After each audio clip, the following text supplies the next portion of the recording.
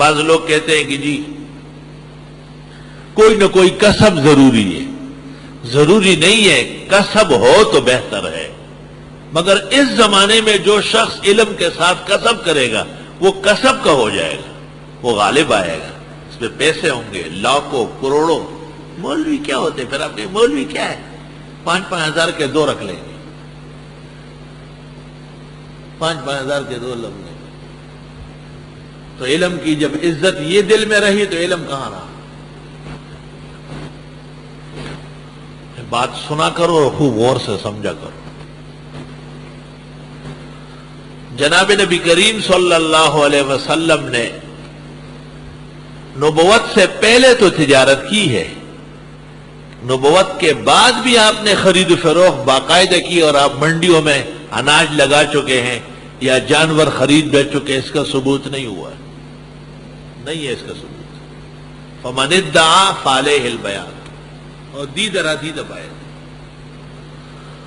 اس کی دلیل یہ ہے کہ آپ نے علی کو دینار دیا کہ قربانی کے لیے بکرا لاؤ، اس نے 1 دینار کے 2 بکرے خریدے اور 1 بکرا واپس 2 دینار کا بیچا. حضرت کی خدمت میں 1 بکرا اور 2 دینار لایا. آپ نے کہا دینار تو رکھ، میں اس کے لیے نہیں آیا، بکرا رکھو. اور بہت حیران و خوش ہو گیا. آپ خود آپ یہ دھندے نہیں فرماتے. اور بخاری شریف میں امہات المومنین فرماتی ہے، 2 راوی پڑھ کے بیٹھے ان کو پتا ہے کہ حضرات فرماتی ہے حضرت عائشہ صدیقہ اور دیگر بیویاں کہ انصار کے پاس جو بھیڑ بکریاں تھی وہ کبھی ہمیں دودھ دیتے تھے اور کبھی بکری کاٹ کے گوشت بیچتے تھے. یہی طریقہ تھا. آج بھی دینی مدرسے اور طلباء کا سارا گزران اسی سے. الحمدللہ اس میں کیا قباحت ہے. اللہ نے ان کے دل میں ڈالا ہے اور ان کو پابند کیا ہے. پیسوں والے پابند ہے کہ وہ دین والوں پر خرچ کرے، اور نہ کرے تو حشر دے کے ذرا حشر دے. ایسی ویسی نہیں ہے. دے بھائی محتمم کم دے نہ کھری دس خبر ہے غلط خبری کے. محتمم کہاں سے کھائے گا؟ دین سے کھائے گا. طالب علم کہاں سے کھاتے ہیں؟ ایک محتمم کی نگرانی میں 1000 اور 1200 آدمی تینوں ٹائم کھاتے ہیں نہیں. تو جب ایک کے ذل ذلیل میں اتنا اللہ نے برکت ڈالی، ان کے پاس کیا کمی ہے؟ پیغمبر کی شان تو اور رفیع اور عظیم ہے صلی اللہ علیہ وسلم. اس لیے کہتا ہوں تاکہ آپ غلطی میں نہ پڑے، فضولیات میں نہ پڑے. ان تمام علماء کو میں جانتا ہوں جو تجارت کرتے ہیں، اب وہ درس کے نہیں رہے. سارے جہان کو پتا ہے کہ شعبان اور رمضان میں تفسیر پڑھانے کا فائدہ بہت ہے، لیکن بیٹھنا آسان نہیں ہے. مشکل مسئلہ تو یہ پیش آیا کہ گھنٹوں بیٹھنا پڑے گا. فوائد سب کے ہاں مسلمہ ہیں. جو بھی امریکہ برطانیہ جاتے ہیں واپس آتے ہیں ایک ٹیلی فون ضرور کرتا ہے، یار خدا کی قسم ہر جگہ آپ کے درس کا دھوم لگا ہوا ہے. ہم تو درس ان کو نہیں دے رہے، آپ کو دے رہے. اللہ اپنے وعدے کے مطابق ان علینا بیانا، ہمارے ذمہ ہے اوروں تک پہنچانا. اس کی صداقت دیکھے. اس دن ہمارے عزیزم جنید کہتے تھے 75 لاکھ کے قریب افراد تفسیر سن رہے ہیں. انٹرنیٹ پورا بتا دیتا ہے کہ رات کو کتنے لوگ، کل درس میں کتنے، آج کتنے شریک ہو رہے ہیں. 75 لاکھ کے قریب.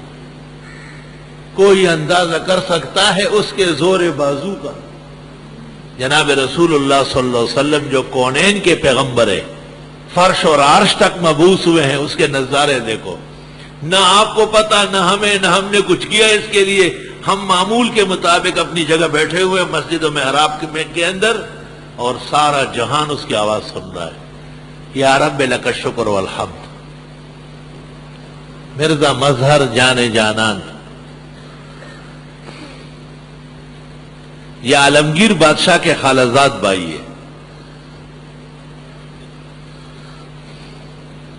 عالمگیر بادشاہ بھی بہت بڑے عالم اور ولی تھے.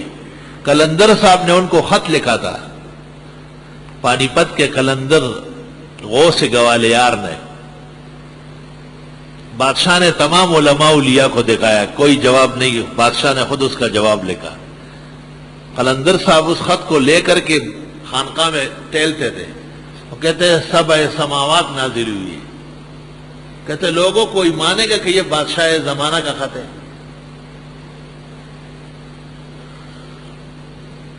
اللہ.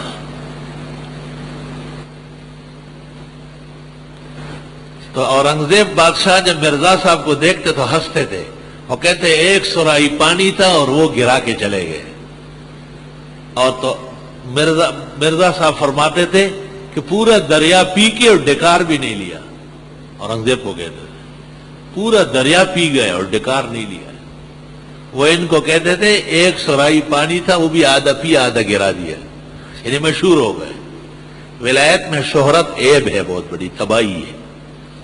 یہ نہیں کہ اس زمانے کے پیر جو ہے دکانیں کھول لیتے ہیں اور دکاندار بن جاتے ہیں شاپ کیپرز. التفسیر المظہری بہترین خزانہ ہے علوم کا، اور بعض مشاہدات بڑے عجیب ہیں ان کے. حضرت صاحب کا وصال 1225 میں ہوا ہے.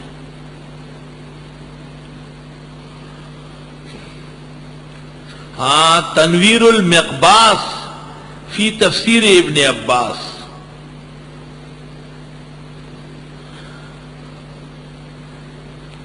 یہ ابو نصر محمد ابن سوائد الکلبی، سوائد اور صائب دونوں طرف پڑھا گیا. سوائد اور صائب بنو کلب کے ہیں، بہت متقدم ہے. کہتے 146 ہجری میں یہ جمع ہوئی ہے. مختصر سی ہے، چند اشارات ہیں.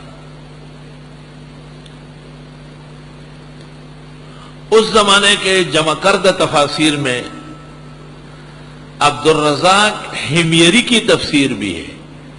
عبد الرزاق حمیری یہ قلمی نسخہ محترم و مکرم مولانا شیر علی شاہ سے مدینہ منورہ سے لائے تھے. مجھے بھی فوٹو اسٹیٹ کے لیے دے دیا ہے. میرے پاس اس کا فوٹو اسٹیٹ موجود ہے، شائع نہیں ابھی. عبد الرزاق وہی ہیں جو امام بخاری کے استاد ہیں، جن کا اس دن ہم جواب دے رہے تھے کہ امام بخاری کہتے ہیں ہم جب ان سے پڑھتے تھے وہ تو شیعہ نہیں تھے، اہل سنت تھے بالکل. اور عبد الرزاق کا مصنف 11 جلدوں میں، جس کے بارے میں کہتے ہیں 1,00,000 کے قریب احادیث ہے اس میں. یہ ایسا شخص کہاں شیعہ ہو سکتا ہے؟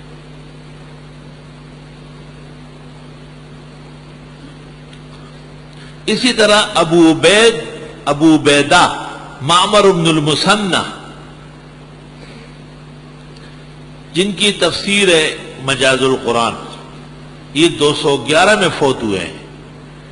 اور حضرت امام بخاری رحمت اللہ علیہ نے سب کچھ ان سے حاصل کیا ہے. یعنی کتاب التفسیر میں، اور جگہوں میں نہیں، کتاب التفسیر میں ان سے استفادہ کیا ہے.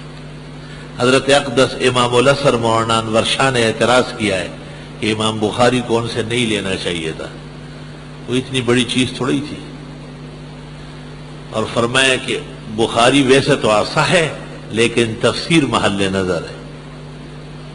بس یہ اشارات ہے. فہم من فہمہ، جو سمجھے سمجھے، جو نہ سمجھے اور شکریہ. کبھی نہ سمجھنے کا بھی شکریہ. اچھا جی.